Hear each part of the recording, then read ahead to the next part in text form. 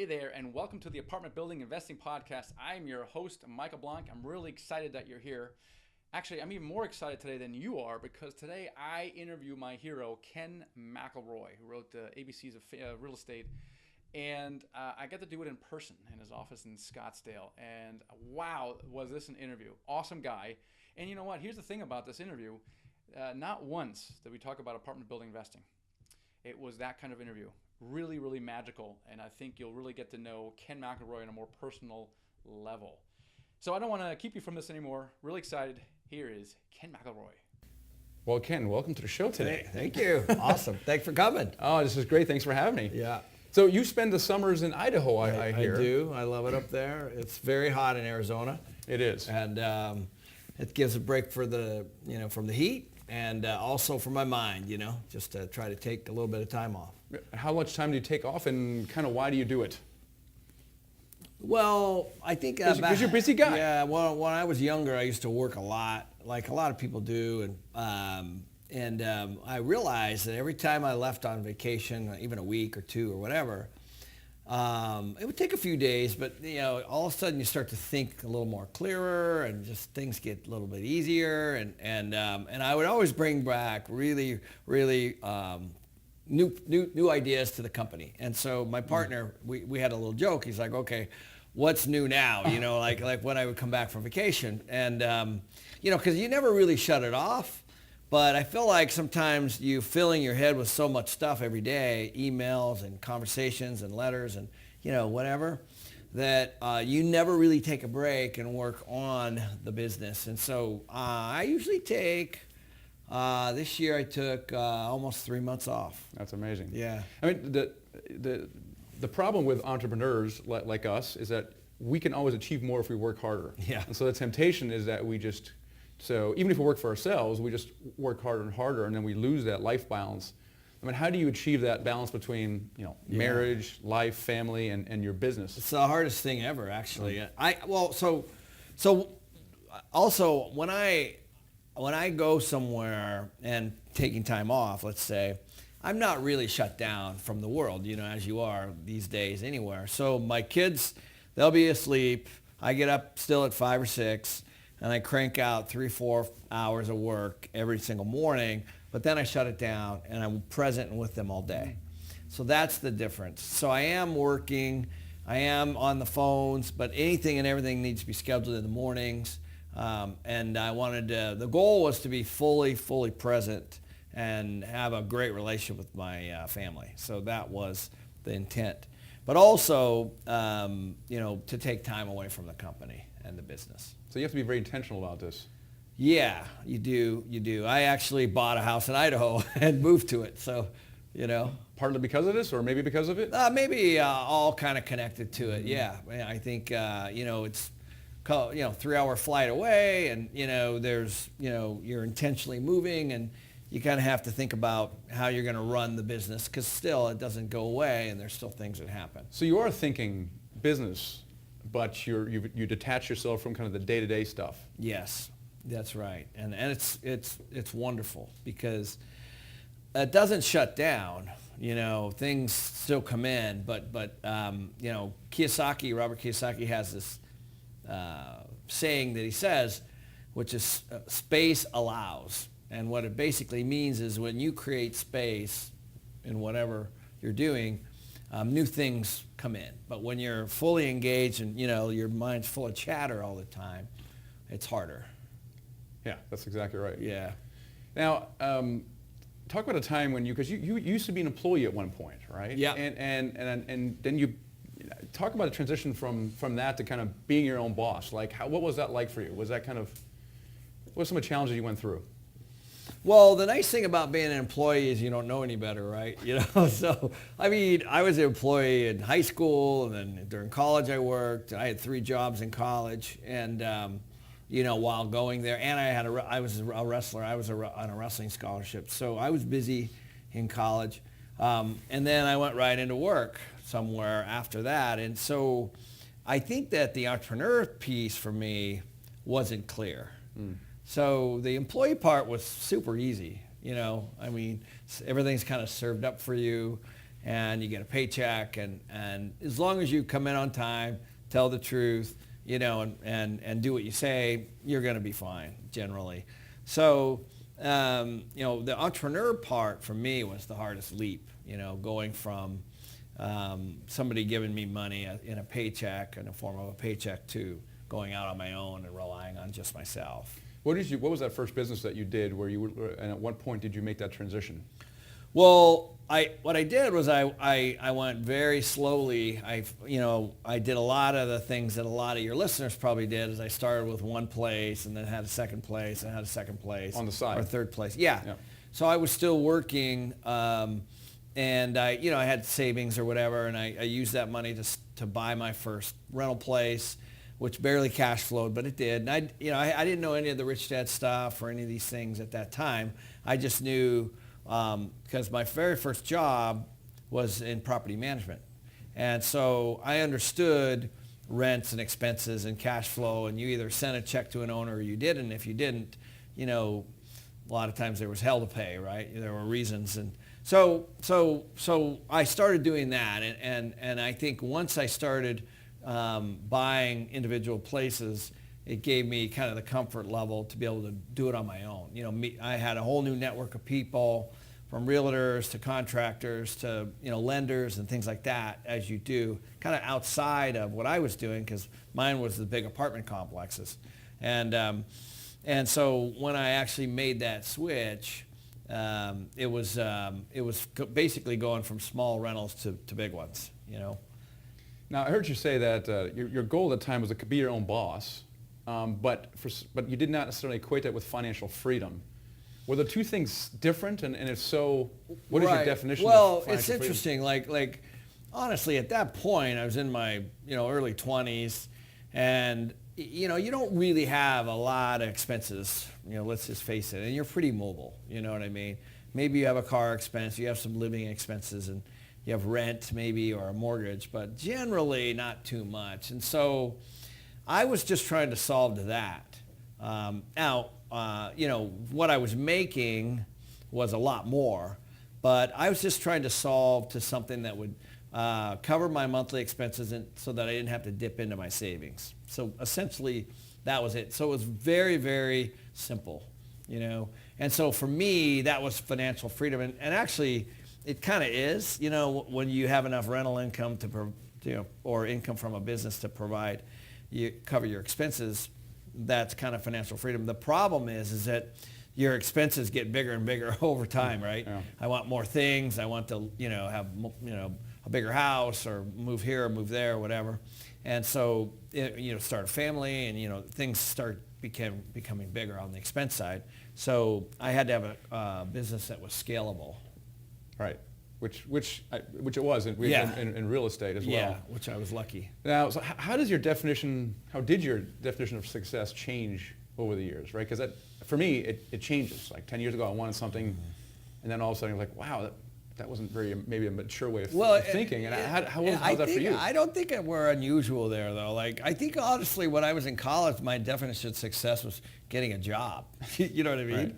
I mean, and I think it changes, and then it's finding, a relationship, and maybe it's finding a good job, or maybe it's finding something that you really enjoy, because that can be different. You can have a job that you don't enjoy and a job that you do enjoy. And so there's all kinds of things in there that, and then I think at some point, maybe in my 30s, it turned more to money.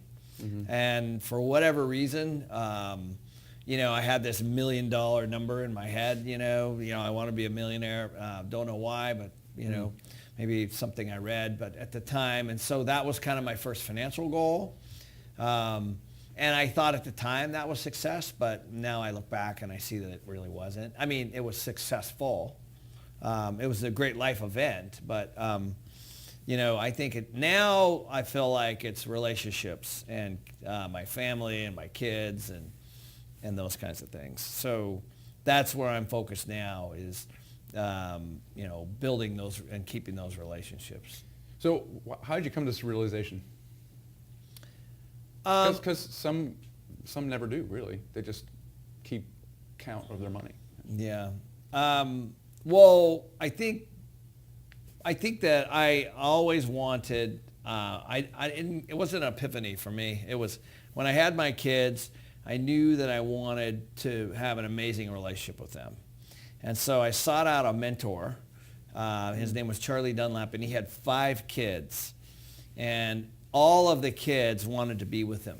And he was about 60 years old. And I'm like, okay, I want a relationship like that guy has with his kids. And so I started to meet with him every month. And we met for almost 10 years.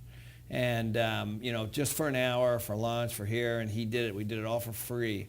But I looked at somebody that I admired in what I wanted, and then I made it a priority.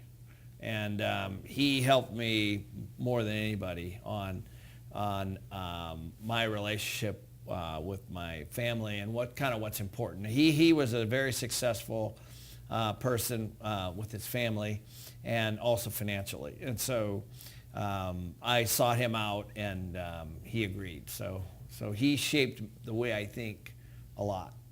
That's amazing that you actually focused on that. Not a lot of people do. And I'll get a coach for something to make more money with something, but the idea of getting a coach for that time period to focus on your family, that's amazing. And most people have to go through some kind of trauma or death or something before they go, oh my gosh, I got to focus on my relationships. And with you, for some reason, that was not like that. Not sure why. I had a great relationship with my parents. They were married 60 years. Maybe that was part of it. I speak to my siblings all the time. I just talked to my brother an hour ago. And so those are just really important for me. I think they're the most important thing, because at the end of the day, maybe what happened was one of the things, I started doing all my estate planning and all the trusts and all the things that you have to do when you start moving along in financially. And I remember reading an article about the top regrets of dying. For dying, as from hospice, I think it was. That's right.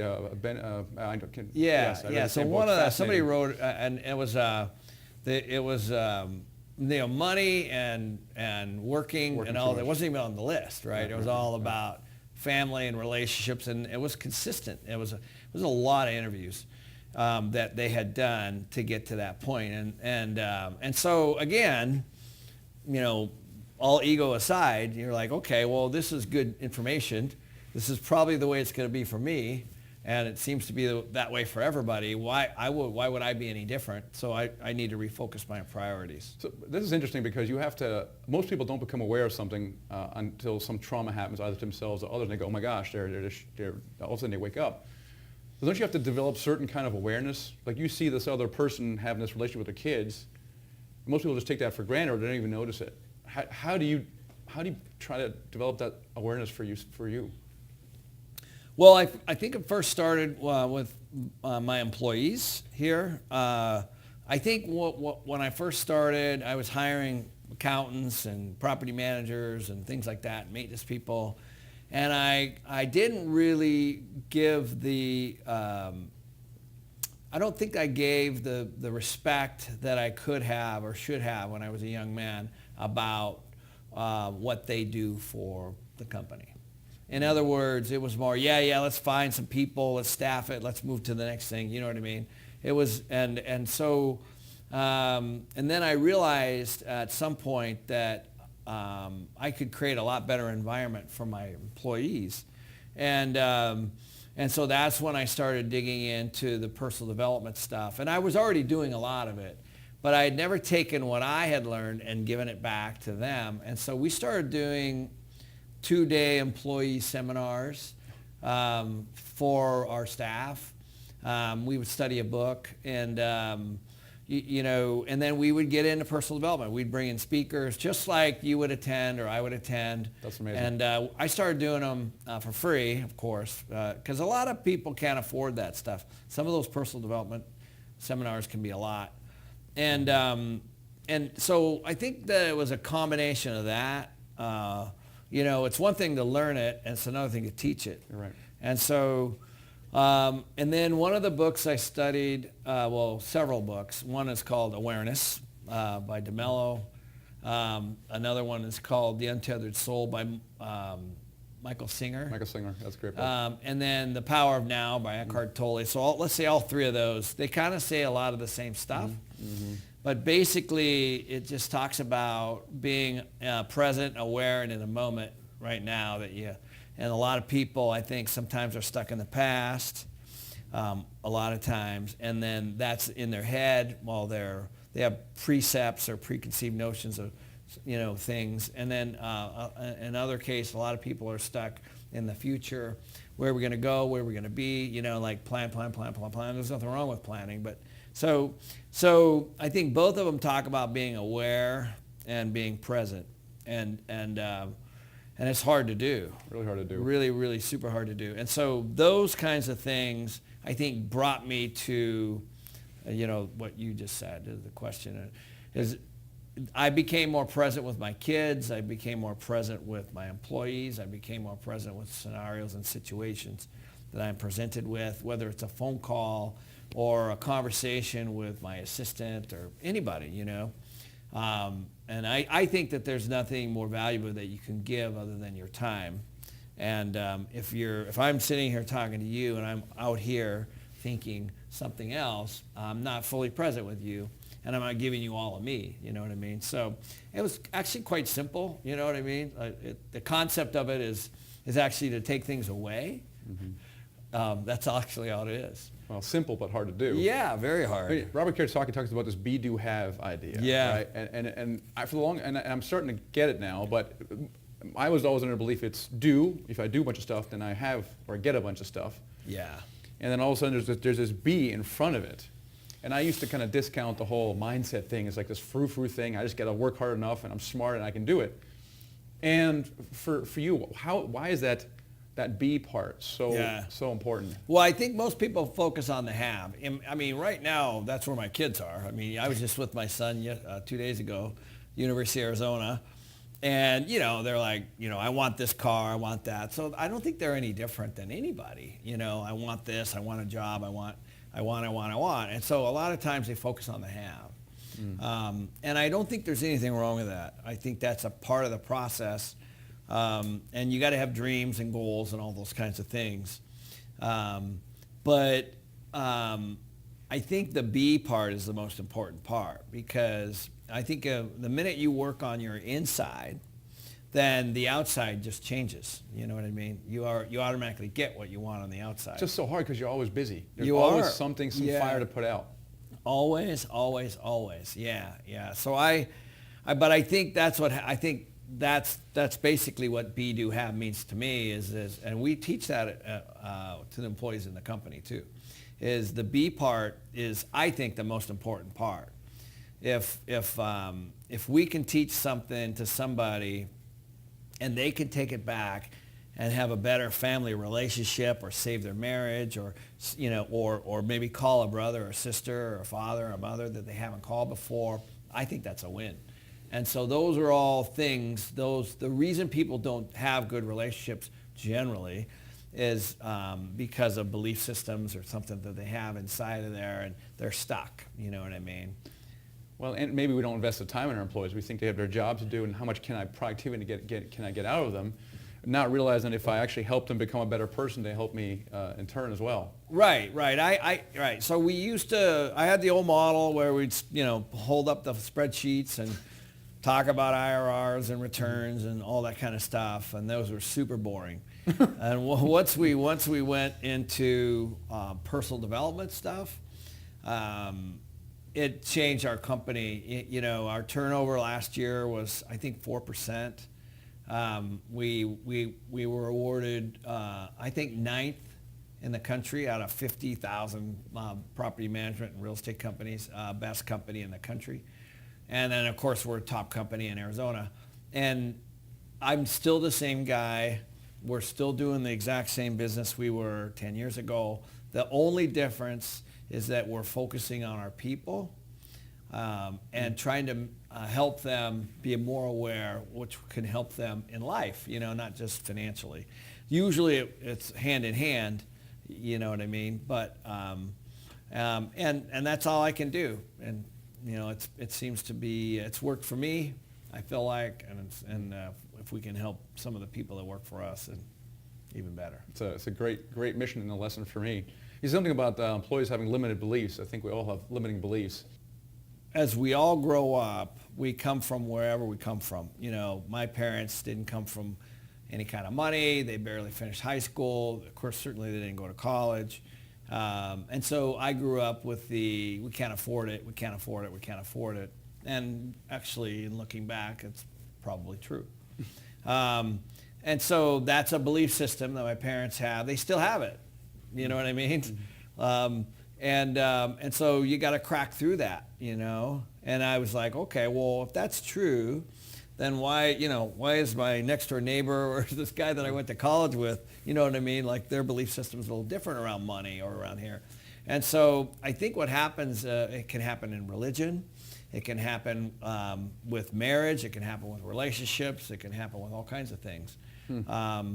You know, so I think that what happens is a lot of times people, they have their belief system, whatever that is. And a lot of times it can be, like if, let's say they lost some money somewhere. Well, then they're like, okay, that's taboo. Right? That was bad. Right, that was bad. We'll never do that again. Or whatever it might be. Instead of, you know, that's a belief system.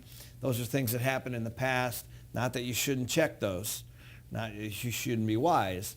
But I think that those things keep you down. You know, I do. I think that you know, having an open mind and having considering somebody else's opinion on a subject is the greatest thing that you could ever do, even if you don't agree with it when they finish. Most people don't do that. Most people are trying to, you know, put their own agenda on top of whatever it is you're trying to say. And, you know, people are talking over each other. They're thinking while the other person's talking, and, you know, it's just a complete waste of time. And usually that's a result of a belief system that they have of some sort on whatever subject that it might be. And so that's what I'm talking about. And I think you just got to crack through that, you know. And becoming aware about that, though, that's the other thing. I mean, most people aren't aware of that. So becoming aware that oh my gosh, I'm behaving this way because of this belief system. That's actually all you need. That's actually how simple it is. You know, and in the awareness book and the Untitled Soul book, it talks about being the observer. Yes. You know, which I think is a great, you know, it's a great way to say it, because essentially, instead of being in the middle of something, you know, if you could just be the observer and watch yourself, you know, I think that you're much further along than, you know, just in the middle of the fray. You know what I mean? Exactly. Why am I behaving like this? Yeah. Why did I just get upset? Correct. Right. And right. observing your own reaction. That's so weird. that happens to me all the time. That's exactly where I go too. I was like, what trigger did I have right then that made me react this way? Or why did I get angry, you know, on this? And usually, sometimes it's conscious, sometimes it's unconscious. You know, the conscious ones are super easy, right? Because you can say, okay, yeah, I had a bad relationship back in college and this happened, and so therefore, you know what I mean, I'm reacting this way or whatever, let's say, for an example. But it can be around money, it can be around whatever. I have family members that grew up in church, you know, in churches that, you know, had issues. And all churches do. Yeah, and so they have, you know, a tainted view church, yeah. with regard to that, right? Mm-hmm. And so that's, you know, I'm just saying that's just how, you know, what happened. I'm not saying it's right or wrong. I'm just saying it is what it is. And so I think that you know, there are these things that we carry based on our past experiences. Usually, another coach of mine calls it a shock of some kind. You had a shock, whatever that is. It could be a death, you know, could be a relationship breakup, could be that you got cheated on, could be that you lost money, could be that you lent somebody money and never got it back. It could be whatever. Like, you know, those are all called shocks. And so you have to work through those things, I think. And, you know, and that's essentially, I think, that once you clear your slate and you become present, it certainly helps. Get through those times. Yeah. I think so. And then you don't have those limited beliefs like you were talking about with Grant. Yeah. You know what I mean? Yeah. You're like, yeah, well, of course I can do that. Right. So you're a pretty successful guy. I mean, you could do a variety of things with your life and your time. You could probably just quit your job, what you're doing, and sit on the beach, if you wanted to. But what makes you get up in the morning? Well, I think what people need to consider when they're working or when they're not working is what I would consider to be a sense of purpose, whatever that might be. And I don't think people consider that enough. In other words, it's true. I could walk away from this company and I could do things, but I would be unfulfilled. You know what I mean? I would be financially free. And I don't feel like I would be really contributing in any way, anywhere. So, but doesn't necessarily mean I have to do it financially. I could do it anywhere. We just got back from an orphanage in Tanzania. My son was really, I brought him, we climbed Kilimanjaro in June. We did this mission trip before. And when we got back, he didn't really say much about it. I mean, we did the orphanage, we did the climb, and then we did safari, and we came back. And then last week he said, I think I want to fly back there and work there for 2 weeks. Wow. Just out of the blue. So you kind of internalized it, didn't get a reaction, but it's something. Yeah. So, you know what I mean? So, Wow. so to him, that's his sense of purpose, right? So we'll send him back there next summer to work at this orphanage for 2 weeks. And so I think that it comes to different people different ways, you know what I mean? And for him, that's it, you know what I mean? And for other people, it's other things. And so, I mean, as you know, I have good friends, Josh and Lisa Lannon, who've turned their entire business model into, helping and healing PTSD, And they bought a big ranch in Texas, and so they have a ranch, and they're solving this problem, but they're making money at the same time. You know what I mean? So you can do things that solve a purpose and make money at the same time. And so that's, I think, where it goes, It's super boring to sit on a beach, retire and sit on a beach, or travel around and just go look at stuff and spend money, in my opinion. You got a mission. You need a mission in You life. do. You need some kind of mission, some kind of purpose, I think. Yeah. How important is spirituality to you? It's important. I'm all over the map on religion itself, organized religion, We'll do a separate show on Yeah. that one. But I go to Scottsdale Bible Church very often, not every week, but almost. That's it's organized religion, but I get stuff from it. I love the messages and things like that. And I think what I like spirituality, what I like to say about spirituality is that there really are no rules with spirituality. And sometimes I see those rules in religions.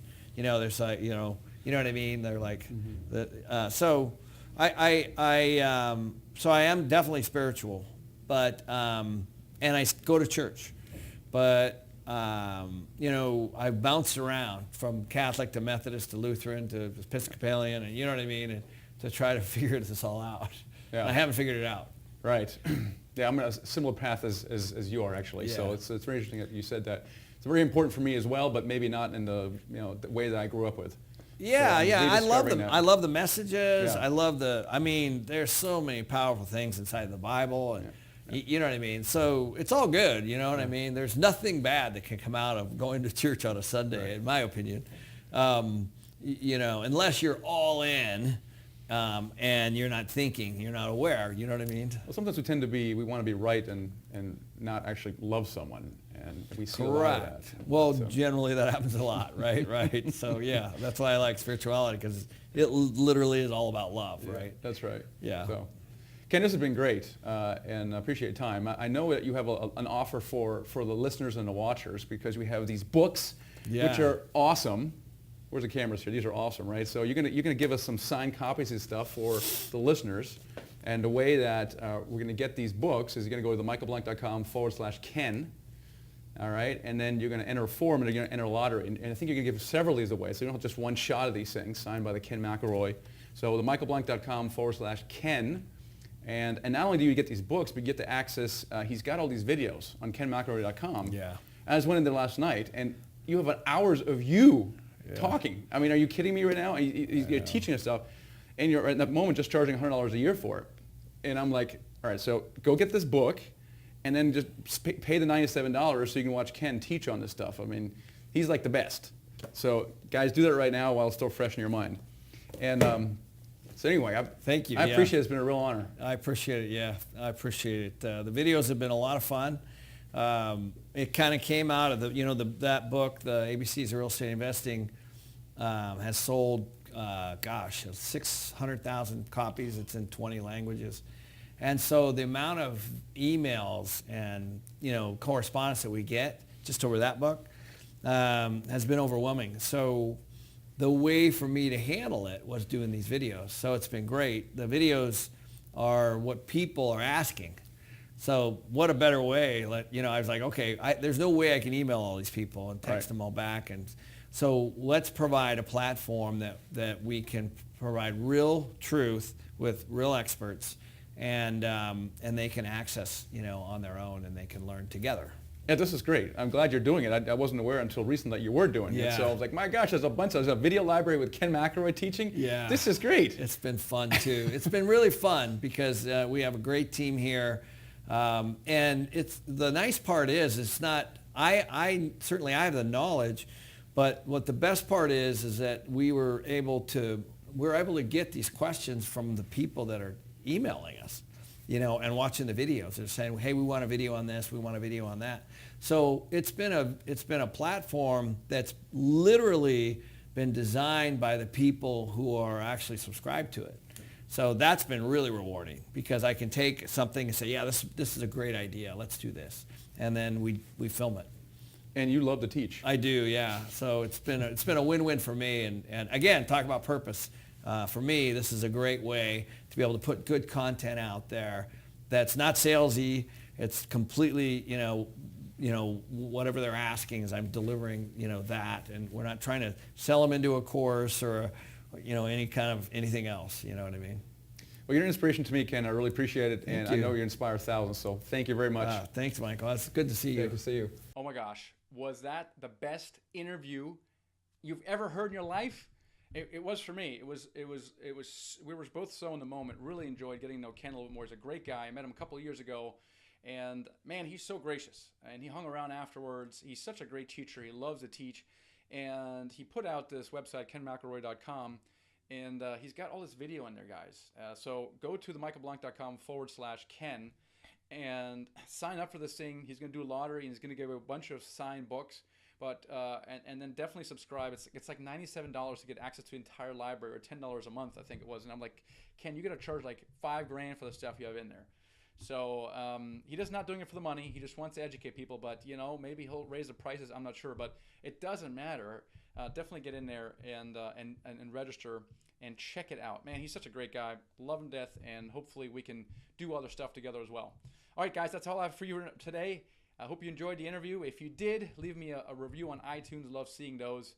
And hope you have a great day, great week. I'll catch you in the next episode. All right, I hope you enjoyed that. Now, as the next step, download this ebook right here, okay? When you've downloaded that, make sure you also subscribe to my YouTube channel, because then you can get all of the videos that I release as soon as I release. So make sure you subscribe to the YouTube channel right now. Click on that right now. And then also make sure that this is the next best video to watch, is this one right here. So hope you enjoyed that. I'll catch you next time.